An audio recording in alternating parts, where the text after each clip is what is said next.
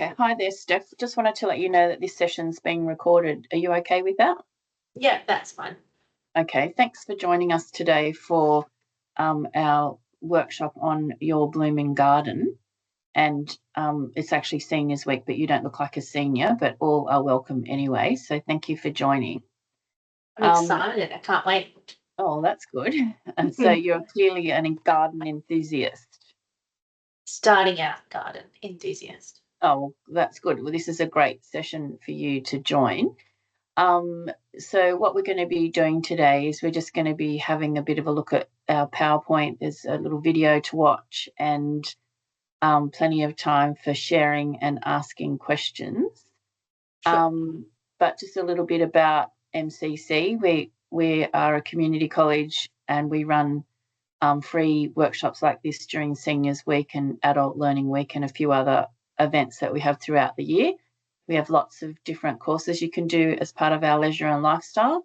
And also we have lots of courses in our RTO that if you're interested in joining, you could have a look at those things on our website.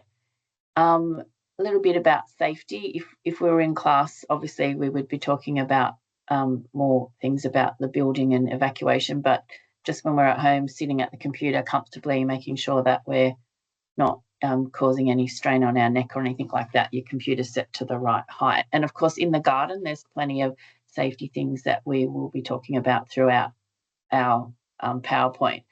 So hopefully by the end of the session today, you'll have a little bit of enthusiasm, knowledge, and information to be able to get started on creating a garden that blooms quickly in your Perfect. backyard. Yeah. Great. So I work at MCC. I'm the business trainer and hospitality lead, business and hospitality lead trainer, but I have lots of hobbies and gardening is one of my passions. So that's why I'm here presenting this workshop today. So I hope it ends up being helpful. I recently planted a garden where I live that I wanted to create a space that would get green quite quickly. And so that's what inspired this workshop. So we've had a little bit of talk about this slide while we're here and what we're doing and a bit about MCC, so I won't look at that one again. Now,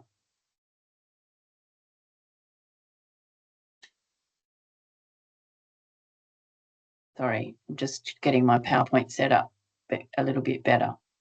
Can you see that okay? Yes, thank you. Yeah. Okay, so the key to success is planning. It's like anything you do.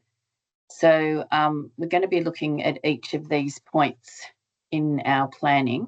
We're going to think about how much time we have, whereabouts you want to put your garden, and what position that's in as with regards to sunlight and shade, what you want to plant and whether that will work or not, how close you have access to water, because like all things that are alive, we need water and sunlight. How much you want to spend, that's a big deal. Cost, sadly, we don't have a money tree, but we have to think about how much we've got to spend. And of course, safety tips in the garden. So that's what we're going to be looking at through our presentation today. Do you have any questions? Nothing so far, but I did print out your handout, so I'm just going to take notes at the same time. Oh, thank you. Yes, I emailed you a handout and I also emailed you a feedback form that we'll talk about later as well. So that's great if you've got the handout there because there's space for you to make notes, take notes as we go on anything that you might want to remember for later. So a good thing to think about when you're going to plan a garden is actually how much time you have in your day to spend in your garden, because gardens do need nurturing and care. And if you're going to start off with creating sort of a small garden space somewhere, you might like to think that you've got, 15 minutes at either end of the day where you can go out and have a little bit of a look at it. And depending on how you're going to water it, of course, you would need time to water it, which, only takes probably about 5 minutes. But it's always good to think about how much time you've got before you start creating a garden, because you don't want to create something that then, you can't tend to and then you waste it. Do you have much of a garden at the moment, Steph? I have one garden, really, And that my uncle made, but it's a little bit out of control, overgrown, and it's more succulent sort of stuff. So there's not much time needed, but there is time needed to clear it and pull weeds out and stuff. But I do have a space that I need to make another little garden. okay, oh, that's good. Something to Yeah. think about. We can have a talk about that as we go. Yeah. So, first of all, we're going to think about like the position and where the sun is, how much shade is in the space that you want to plant out, because that's going to impact on what you should plant. It's going to impact on all the things we said, like how much you spend and how much time you have and where the water is and all that. So that the position of the garden that you want to put at the moment, where is that? What's that facing? Do you know? It's on the back of the shed, so it gets a lot of sun in the morning. It's like on the Okay. side of the shed. Uh-huh.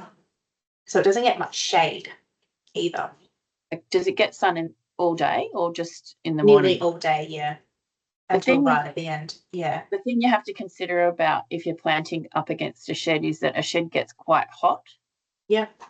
And I found that too, because I have a garden that is a bit against the shed, and I had to sort of move it out a little bit and put a little bit of a barrier between the shed and the plants, because the shed gets so hot that it actually can kind of cook the plants if they're in front Yeah. of it, Yeah. unless you're putting in sort of natives or something like that. So that's good to know. So it's an all day sun space, which is great. Yeah. Great for growing veggies, but you might not want to grow veggies there.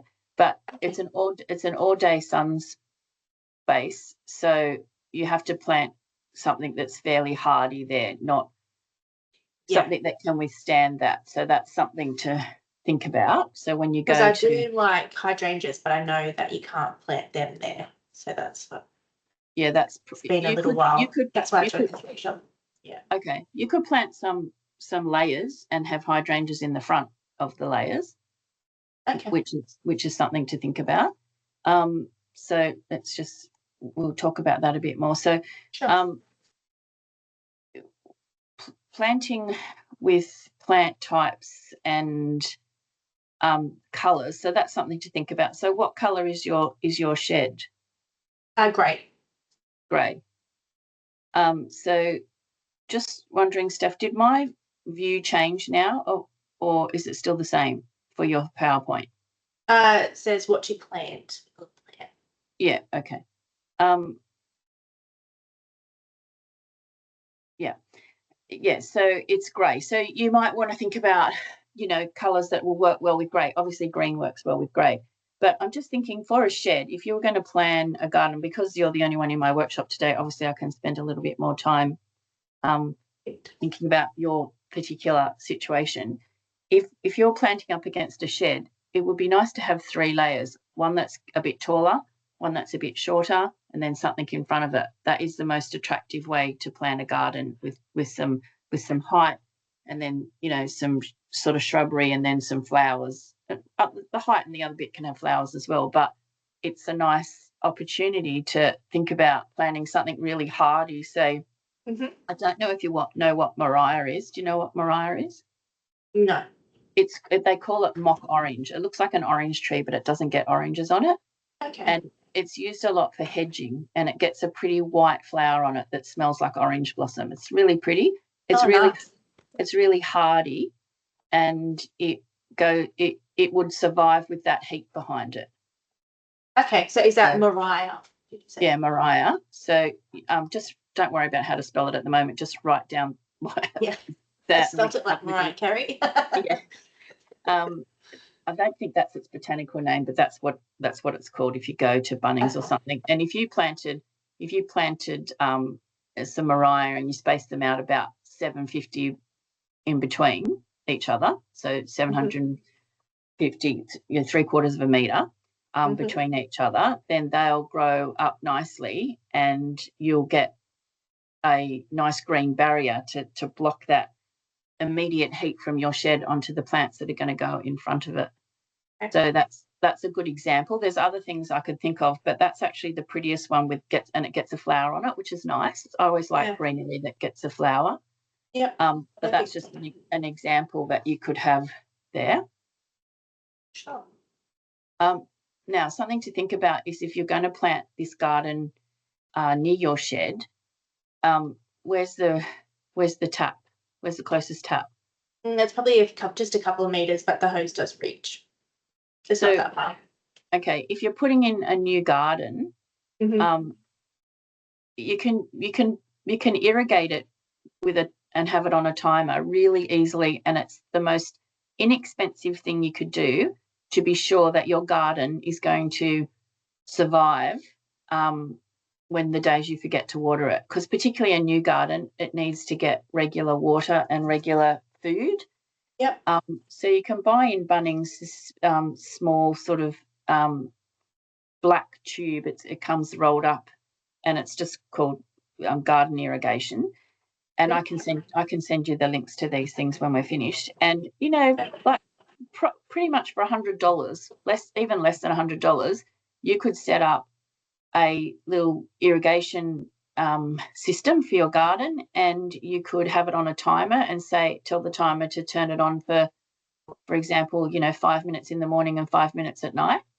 And then that way you're sure that your garden's getting watered if you don't get time to go out there and water it. And then, say like in the wintertime where, we're getting a bit more rain or that, you can go out and set it to say, look, I'll just have it for 5 minutes a day, or I'll have it for 5 minutes every second day, or whatever. You can buy these timers at Bunnings as well. They're not that expensive.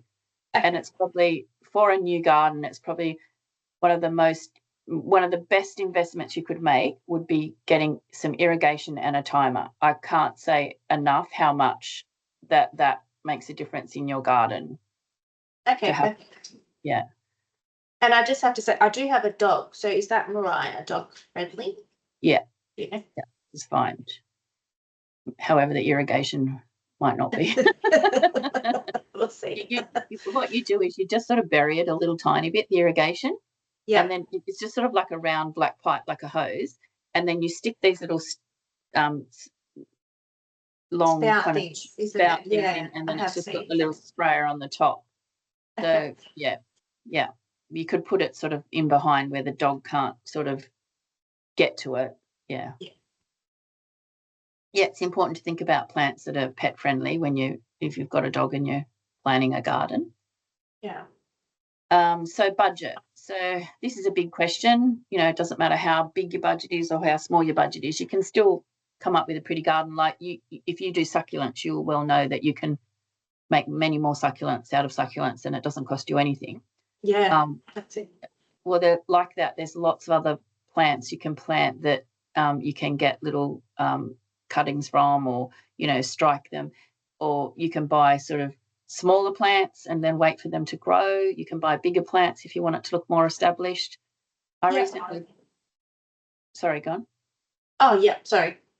I was going to say I recently planted a garden with some standard roses and some seaside daisies, and I wanted this to grow quite quickly. And so I bought the larger size standard roses. So they were probably about $100 each, so they were expensive. But the seaside daisies, I was a little bit more tight-fisted because I'd already spent so much on this garden, and I just bought a lot, but I bought little ones. Yep. And seaside daisies are like great ground cover, so they stop the weeds coming through because they're kind of quite sort of tight, and they're sort of green, and they get just covered in this little soft light pink daisy, which is really pretty, pet friendly again. They're a lovely thing to plant. They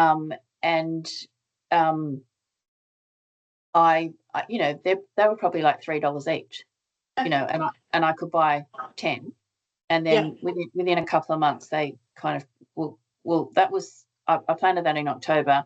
It's now April. Well, it's completely covered in ground cover now, so it doesn't take that long.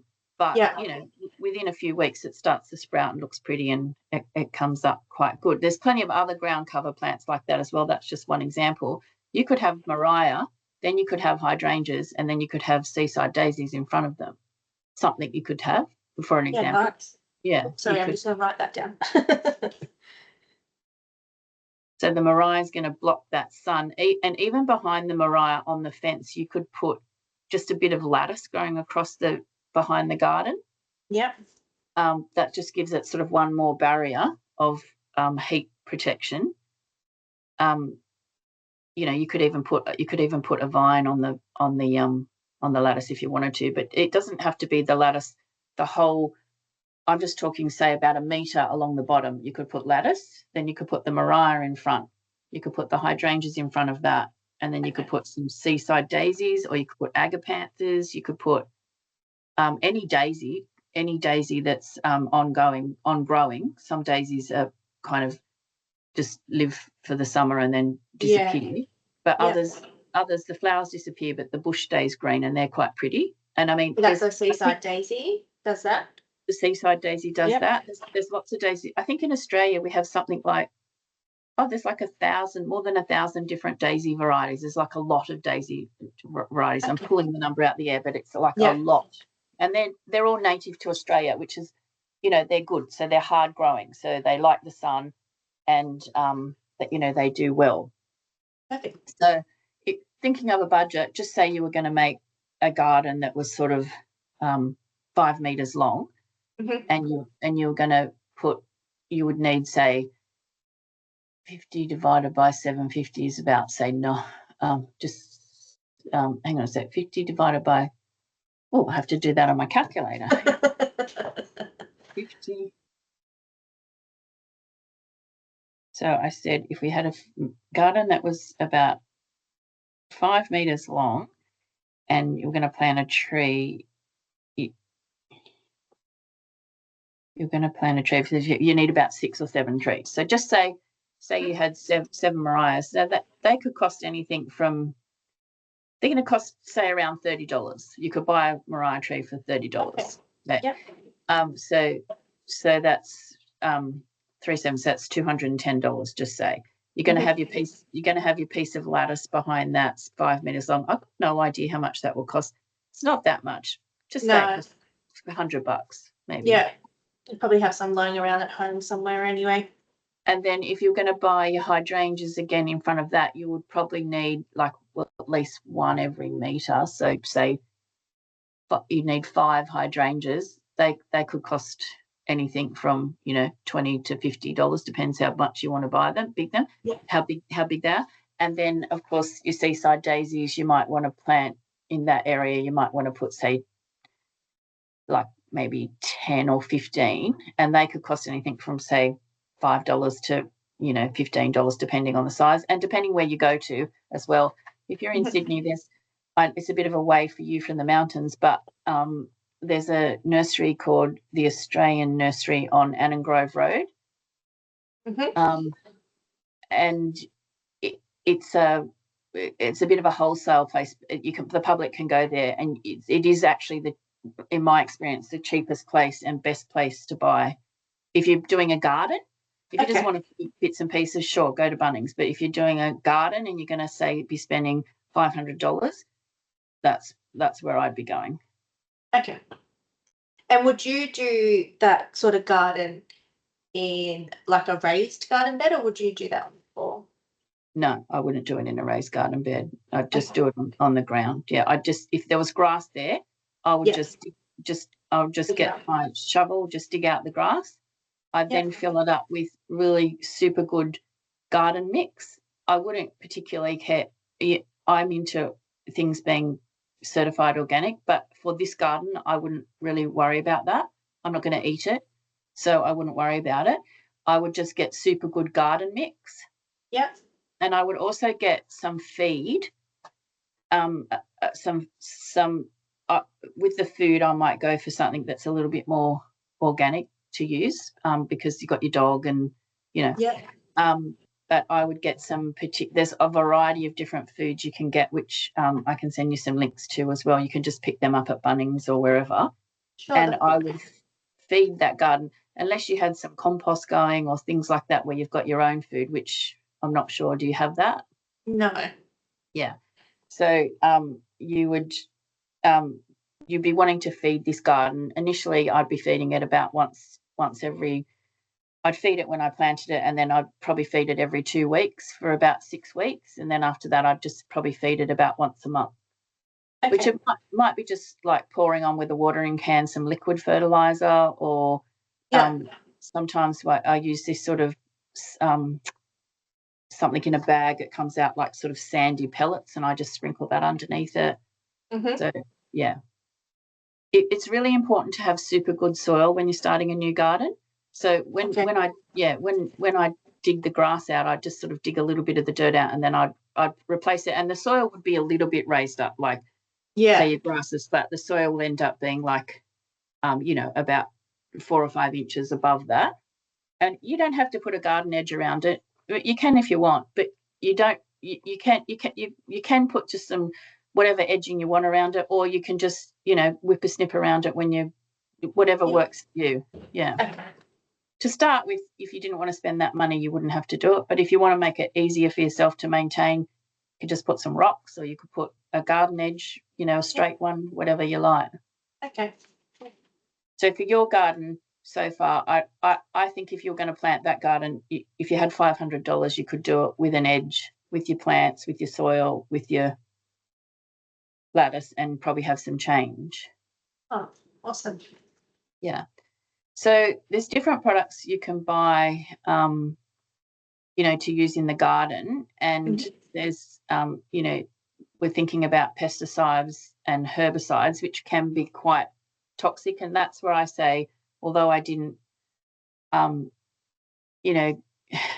be too concerned about using organic things, organic dirt, at that point, I wouldn't worry about that. But when it comes to any pesticides or herbicides you need, I would look at using something a little bit more organic. You're touching it, you're breathing it, and all that sort of stuff. So you just need to look out for that little certified organic symbol. That do you know what that looks like? The little green triangle with the circle. Yeah. You just need to look out for that symbol on any product you're buying in Bunnings. And of course, if you want to make your own, you can make your own pesticide easily. So that's something that's going to get rid of pests. And the best thing for that is white oil, which is just usually vinegar, dishwashing liquid, and olive oil. I'll have recipes for that I can send you. And as far as a herbicide goes, that's something that you want to kill weeds with. Yep. In this garden, I don't think you would need to use that. I wouldn't use it, because anything you use as a herbicide, if you touch the plant with it, you're going to kill the plant as well. Okay. So, but if I did want to use anything, say, to kill the grass or something, I use vinegar that you buy from the horse shop, apple cider vinegar that you buy from, like, not pet stock. You've got to go to the farm shop, and they use it for horses to get, I don't know, and it's very, very strong apple cider vinegar, and it will burn you if you get it on your hand. You can water it down, and we use that to spray all our weeds and grass and stuff like that instead of using Roundup. Another thing you can use for weeds is a weed steamer. You can buy them at Bunnings. They create like hot steam, and they kill the weed as well. You point it down, and it's a great thing, and it's like a steam gun, and it kills weeds that way. So there's plenty of good natural ways to kill weeds without having to go and use dangerous things like Roundup and those sort of products. Do you have any questions? Nothing so far. It's been great. Okay, so we've talked about your space and choosing plants, because you've talked about wanting to plant along the back of your shed, and we've talked about the fact that is full sun. It doesn't get a lot of shade. I mean, ideally, hydrangeas do like to have a little bit of shade from the afternoon sun. But if you've put the hydrangeas behind, if you've put the height, for example, the Mariah behind them and the lattice, and you've got the shed, those hydrangeas should get shade at some point in the day. And out of those 3 plants that we've talked about for you, the Mariah, the seaside daisy, and the hydrangea will tell you it's thirsty, because it will go droopy. And and when it's droopy, it's thirsty. But however, if you did have your watering system going 5 minutes in the morning and 5 minutes in the night, it'll get droopy, and it'll say, "Thank you, I've had a drink now, I'm fine," and it'll all stand back up and be happy again. Okay. So it's all about the water and the food, because like plants are living things like, I know they're not the same as people, but they need sunlight, they need water, and they need food. And if your garden's not working, it's because it's not getting enough sunlight, it's getting too much sunlight, it's not getting enough water, it's getting too much water, and it needs food. So there's always a reason. If you're looking at a garden, you're thinking, why is that not working? It's one of these problems. One of them. Yeah. Okay. So in the next slide, I've got an example to show you how I planted out, creating this privacy screen, and I wanted to include some veggies. And so you can see here in these pictures, I know they may be a little bit small, but I used 4 kind of lattice. I bought these ones with the curves on the top. But so this, my situation is that this was just going to be completely full sun, and roses, they like full sun, so it's okay. But where I live on the top of a hill, and it's very, very windy, so I needed to create some sort of barrier behind the roses so they wouldn't get blown away. So, for example, this garden here cost me $1,000, and for everything. So I've got the 4 panels of lattice. I've got I actually bought 6 standard roses. I haven't put the other 2 in yet. The rocks were for free. They were off from my property. I bought the soil, and underneath them I planted the seaside daisies, and behind them, for that lattice, I planted 5 creeping roses of all different varieties. So once this garden gets going, it's going to be a wall of colour behind the standard roses of all different creeping roses. And then in front, I've got the standard roses, which are just burgundy and white. I tried to put the colours that would all work together. Oh, lovely. And so that now has grown. I've pruned those roses back quite a few times now. I was trying to create a screen hiding from this house here. And and I will get some height up the top here with the creeping roses. That's already started to happen now. I took these photos a long time ago. I should really have some updated photos to show you. But this is what it looked like at the end of the day. Oh, sorry, I'll just go back one. I put a veggie garden along the other side. So the roses are on one side. On this side, I've got a veggie garden, and I have that all covered in. What's at the back of your veggie garden? What is the height for that on the post? Well, the back of it is this, right? Oh yeah, so that you've got little plants. I've got some sticks there because they've got tomatoes on them. Oh, tomatoes. So they're just some tomato stakes growing cherry tomatoes. So in this garden, I had cherry tomatoes, which did take over. So next year I won't put the cherry tomatoes in there because I had to keep cutting them back because they made too much shade for the other veggies. And could you do something like that against a fence as well? Or is that too hot against a fence? Against the shed. Yeah. No, you could do it against the shed for sure. Again, I would put a piece of lattice and some shade cloth just to give a bit of a barrier from the heat of the shed because I don't want to cook them. But they do love full sun. Okay. And they do need to be covered. So we use a little bit of like about 10 millimeter plumbing pipe, which is just white bendy pipe, and we create sort of some. You can buy them though. We create some some domes. Oh, like a little, And then we cover that in shade cloth because you want to keep the bugs out. Yeah. So in that little garden there, it's about 3 meters long, and it's only about maybe 600 wide in depth. Yeah. And it's about, what did I say, 3 meters long, and it's about it's not a meter high, so it could have been a bit higher for my back, but anyway, it's okay. And in the garden there, I had 3 cherry tomato plants. I planted several lettuces. I planted some beetroot, some shallots, some rocket, some radishes, and I think that's about all. And we had masses of stuff all summer, and right now it's winter time. I've cleaned it all out. I've cut off my shallots and replanted them because they regrow. I have some beetroot still growing, and plus I cut the tops off the beetroot and replant them because they regrow. So I have that. I took out the tomatoes. I just left one in there. We've had masses of cherry tomatoes all season, and I have some more lettuce growing, and I also have my winter seeds growing out under a light out in the garage because I recently just was sowing them to put in a few weeks. That sounds really good. Yeah, so that's fun.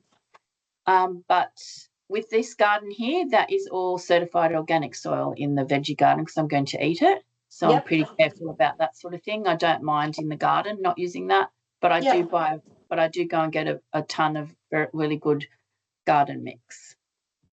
Perfect. Yeah. So this is just creating some shape. So I've got a water tank that is opposite my door, and I wanted to create a green wall around the water tank. So for that, I just use star pickets and wire, and I planted 3 passion fruit vines. One in the middle didn't take, 2 either end have taken, but right now, so that's October. I haven't got a photo of right now to show, sadly, but right now that is green. If I look out there, it's green. I can still see through it, but it's grown so quickly. Oh, wow. Yeah. So if you want to get actually I was inspired to get passion fruits from one of the girls at my work who talked about passion fruits. But yeah, if you want to get something green really quickly, like if you had some more space on your shed and you wanted to put passion fruit vines in, I think the ones that grew the best were kind of just the standard everyday sort of passion fruit. The other one I bought was a bit of a special one. It was a different colour and this and that. And that's the one I lost. You do tend to lose some things in the garden, and you just have to accept that that's how it is because but yeah, on your shed, what a beautiful place to put some passion fruit vines. Yeah. And you don't even need to buy lattice. You could just put some star pickets in, thread some wire in and out across it to train them up to grow, and then they'll just go bananas. Okay, cool. Apparently a passion fruit vine lasts about 10 years. Oh, wow. Yeah, you have to keep your eye on it because it puts out its little feelers and it can take over. So you've got to be mindful that you might be that's out there snipping it back every now and then. Yeah. Yeah. Another thing to think about in the garden is pruning. So it's really important to prune your garden. People don't like pruning it because, it cuts it back and then it doesn't look so pretty. But at the right time for each plant, it's really important to look into how to prune it and keeping things pruned back because then they'll come back beautifully. Yeah. And is that sort of time autumn time or? It's different times for different plants. Yeah. Okay. So, for example, hydrangeas, we want to prune them when they're finished flowering and that season's over. They start usually flowering in about I think about September you'll get hydrangeas, and then they'll flower through the summer, and then they'll kind of start to die off a bit and look a bit sad, and it's really important to prune them. And they're good to do a really hard prune about every second year. And when I say a hard prune, I mean you would prune it back so it was only like about, say the hydrangea bush was about, say it was about, I don't know, 5 foot tall, 5 foot tall. You would want to prune it back so it's like 5 foot. Sorry, I'm speaking in old-fashioned terms. Say it was about a meter or so tall and wide. You would be wanting to prune it back so it was about 30 centimeters all around. So okay. It's a really hard prune. When you do a hard prune like that, then the next season you'll go, oh my gosh, I can't believe that. It'll be 2 meters tall. Oh wow, okay. And with pruning, it's a good thing to have a bit of a Google about it because it's not just a matter of cutting off. You need to cut it at the right place and you need to cut it at the right angle. So something to think about. You need to learn about pruning. You don't just go and hack things back. They've got to be cut. The angle that you cut it on is the way it's going to face when it grows next. And you've got to cut them on little nodules on the stem. But that's for another workshop. But you could Google it. Yeah. Sure. Let's go. So screening. So we've kind of talked about that already. Like it's important to. You can have a garden anywhere you want, doing whatever you want. Yeah. Even though you might not have say, oh, it's too sunny there, but you can plant a barrier and then plant something in front of it. For example, like, I can't plant roses there, it's too windy, but I did a barrier behind it, and then those roses have done really well, and it gets very windy. So I was worried about them at first, but, because I had the lattice and I put the shade cloth on the back of the lattice, it was enough just to give a bit of a barrier to not blow them to pieces. So, and then in this picture here where this is a Christmas bush, you can see the wire there, and that's the passion fruit vine that I lost there in the middle. But that's just how I grew the passion fruit vine up, which is now, like I said, quite green. And then, just if you want to create some more shapes and things like that, you can just, get some pots and put, different bits and pieces in them, and, they'll grow up, and you'll create some nice sort of lines and shapes in your garden just out of pots and things. Sure. And also you can grow, a few veggies in pots if you want. Roses go well in pots. Roses go well in the ground. Roses go well in pots if they have water and if they get fed. Yeah, that's the only thing with the pot. You have to be careful that you water a pot. I have all my pots set up with irrigation, so everything in my garden is set up with irrigation and a timer, because I'm often not here for a couple of days, so it's important that I know that things are still getting watered. And with my roses, for example, they've been getting watered with a spray, and I've noticed now that roses don't really need probably as much water as what I'm giving them. Consequently, I have to feed them more, because if they get more water, it gets more watered down. I have to give them more food. But what's happening with the bottom of my roses is that they're getting the wood on the roses getting a little bit sort of too wet, and it will rot. So I'm going to have to change my sprayer to a dripper so it doesn't spray on the stem of the rose. So there's always ways to get around things. A brief overview of simple veggie gardens. Like I said, plan that you've got it in the sun. Purchase good certified organic products, soils, and if you can, seedlings as well. And if you're buying seeds, try to buy organic seeds, because all the other seeds we buy that aren't certified organic have been soaked and changed and interfered with so much that they're not as good for your health as if you buy organic ones. However, anything homegrown that we do ourselves is obviously better than if we're buying it in the shop, so we can just do the best we can. Sometimes even at Bunnings you can buy seedlings that are organic and heirloom, but that you just got to fluke it if you find if it says heirloom, it usually means they haven't been tampered with. Just a good point to think about. But there's few easy veggies you can grow to start with. Like I always say, if you have a pot and you put some good dirt in it and you buy a bunch of shallots from the shop and chop them off and leave about 2 centimetres on the bottom and trim the roots and stick them in, they'll just grow back, and then you'll have shallots for a long time if you just keep cutting them off and not pulling them out. It's a good thing to start with. Perfect. Kids to see and things like that. So products you'll need to think about is, which we have talked about already as well, is how to deal with pests, how to deal with weeds, and how to feed your plants. Like I said, we can purchase the organic things by looking for that organic symbol. We can make our own things. And sometimes if you're growing veggies and you do get pests in there, a good way to get rid of them is to get in there and just get some tweezers and pull them off. And a bad sign if you're growing veggies is if you have white moths flying around. You really want to get onto something if you see white moths. So and using that white oil is good. And an important thing to remember, even with white oil on your hydrangeas, or you probably wouldn't need anything for your Mariah, and you probably wouldn't need anything for your seaside daisies if you go with that. But if you on your hydrangeas, sometimes you get little yellow spots and things like that on the leaves. And white oil is a good thing to treat that with, and you have to spray the top of the leaves and the underneath of the leaves. So if I have a problem like that, usually what I do is I prune back my garden. Just maybe it's not a real hard prune, but I prune back most of the the outer leaves and flowers and stems, and then I spray it because it's too hard to cover it in spray.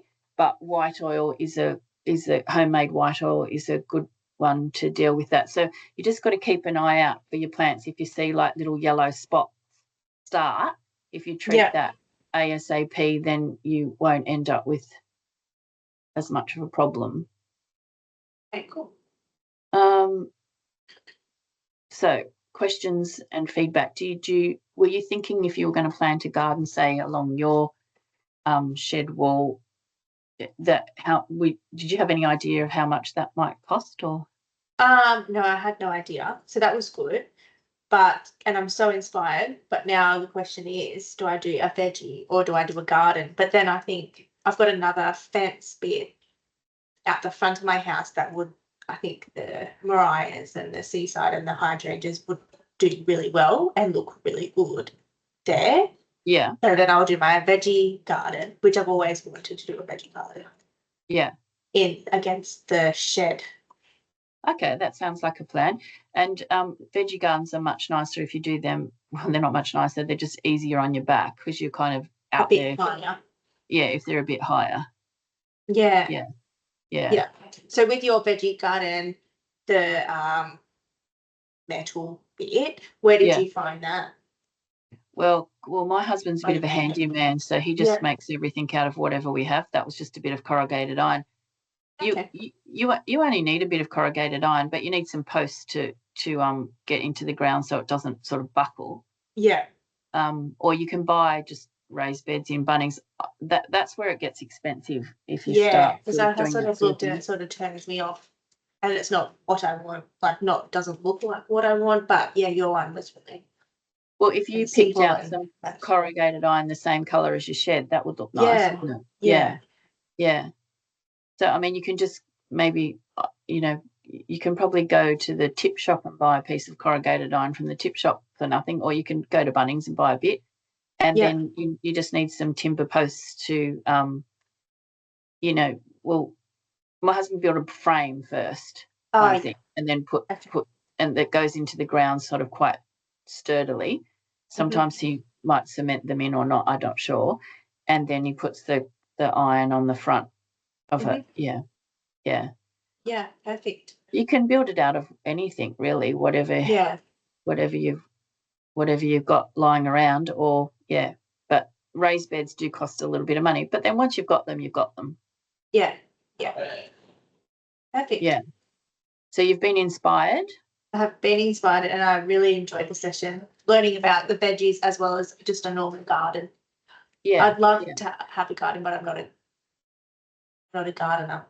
I do like lots of stuff done, but that's because now I've learned different things. Well, once you get inspired to be a gardener and you start having some successes, I think you'll be the sort of person, by the sounds of things, that may love it and may get into it and end up, being quite passionate about it. Yeah. But the best advice is to start small. Yeah. And to allow yourself to have some failures. Yeah. Yeah. And if you're going to go and invest in money that is going to say like $500, invest in the irrigation, so you win. Sure. Yeah. You won't lose if you've got the irrigation. Well, let's say it's a lot harder to lose if you've got the irrigation happening, because it's so easy to go, oh, I forgot to water the garden. Oh, I'm too tired now. Oh, I just can't go out. I'll do it in the morning. And then you're at work and think, oh, no, I didn't water the garden. And it doesn't take much on a couple of hot days to kill it, So, so I also emailed you a feedback form, and and I was just wondering if that might be okay for you to fill out and send back. That would be great. And hopefully if we have any other gardening type workshops in the future, you might be able to join us for that. Yes, hoping it's a pruning one. Yeah, it might be the pruning one. That'd be good, wouldn't it? Yeah. All right. Well, thank you for joining today. And thank you for all the knowledge. Yes, thank you so much.